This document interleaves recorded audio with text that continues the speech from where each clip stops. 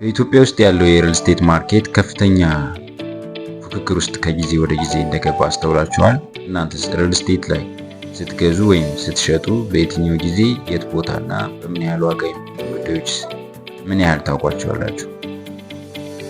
ሰላም፣ ወደ ሜት ሪል ስቴት ቫልዩ ኤንድ ኮንሰልታንሲ ዩቲዩብ ቻናል እንኳን በደህና መጣችሁ።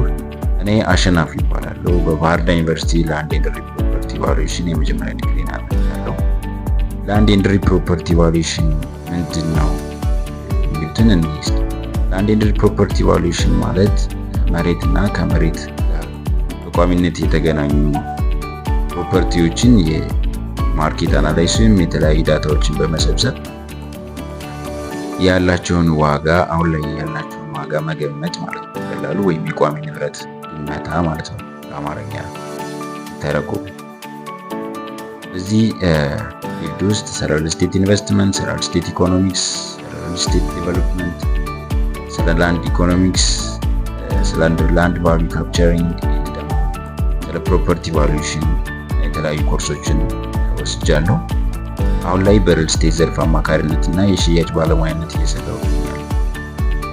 ይህን የዩቲዩብ ቻናል የከፈትኩበት ዋና ዓላማ ብዙ ሰዎች በሚሊዮን የሚቆጠሩ ገንዘባቸውን ተጠቅመው መሬት ወይም ቤት ሲገዙ በትክክለኛ መረጃ እጥረት ምክንያት ወይም በተለያየ ጉዳዮች የተለያዩ ችግሮች ያጋጥሟቸው ስለማስተውል ነው።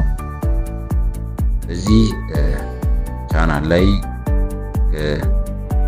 ከአሁን በኋላ በሪል ስቴት እና በሪል ስቴት ሽያጭና ግዥ ጥያቄዎች፣ ቤቶች ትክክለኛ ዋጋ አገማመት እንዲሁም የተሻለ ኢንቨስትመንት የትኛውን ነው የሚሉትን መረጃዎች እዚህ ሼር የማደርጋችሁ ይሆናል። ስለ ሪል ስቴት ጊዜያዊና ትክክለኛ መረጃዎችን እና የተለያዩ ኢንፎርሜሽኖችን ማግኘት ከፈለጋችሁ ሰብስክራይብ በማድረግ ቤተሰብ መሆን ትችላላችሁ። የተለያዩ መረጃዎችን መውሰድ እና ደግሞ ቤት ለመግዛት ስትአስቡ ምን አይነት ዝግጅት ማድረግ እንዳለባችሁ የተለያዩ ሀሳቦችን እኔ ጋር ማውራት እንችላለን። አመሰግናለሁ።